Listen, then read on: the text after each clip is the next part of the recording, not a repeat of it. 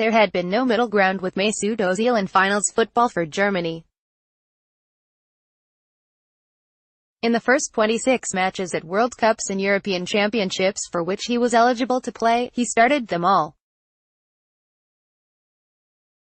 But in game number 27 on Saturday against Sweden there was no Ozil in the starting lineup. And even when Die Mannschaft desperately needed a winner late in the game, the Arsenal star was not called upon. To say this was a new experience for Ozil would be an understatement. Until now Ozil has been one of the key cogs in Joachim Löw's side, and the manager has always lent upon the former Werder Bremen and Real Madrid man whenever he has needed results. And that is what made Ozil's exclusion for the Sweden fixture so notable.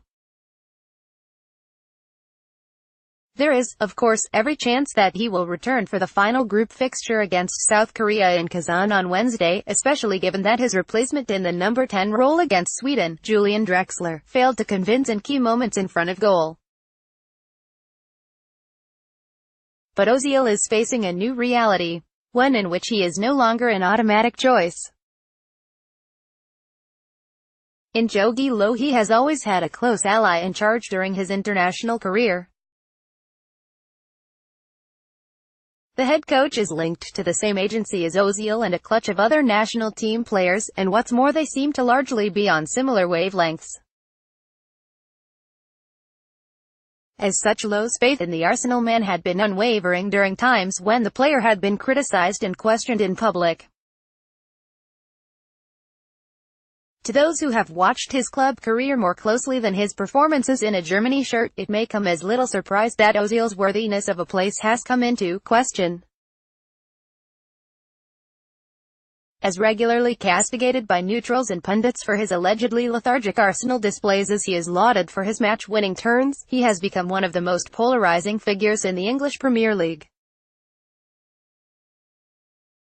Yet, so often when Ozil's position in the national team had been debated it had come down to a political standoff between those in favor of having mixed ethnicity players in the Germany teams and those against. That particular pot was stirred when he and Ilkay Gundogan posed with Turkish President Recep Tayyip Erdogan, causing endless debates across Germany as to their right to continue playing for the world champions.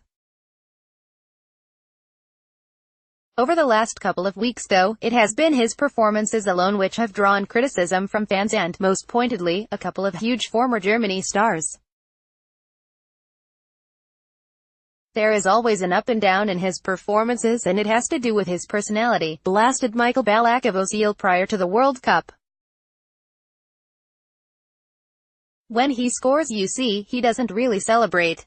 He's calm. He keeps a lot of emotions inside. It's the same when he plays for Germany. He has these performances where you can't see him really and he's not really fighting. It's his personality. You can't ask players for something they perhaps don't have because they have other qualities instead. And after his subpar showing against Mexico, with his untouchable place in the squad clearly under threat, Germany's record cap holder Lothar Matthäus stuck the boot in his column for Bild. "What annoys me is that his body language is negative," said the veteran to 5 World Cups. "I often have the feeling that on the pitch Ozil doesn't feel comfortable in the Germany shirt. He is not free, almost as if he does not want to play. There is no heart, no joy, no passion." After the latest impression, it is not out of the question that he will be out of the national team after the World Cup. For a year or two, Ozil has played at a level that does not justify the free ticket of Jogi Löw. If things go well then Ozil plays well too.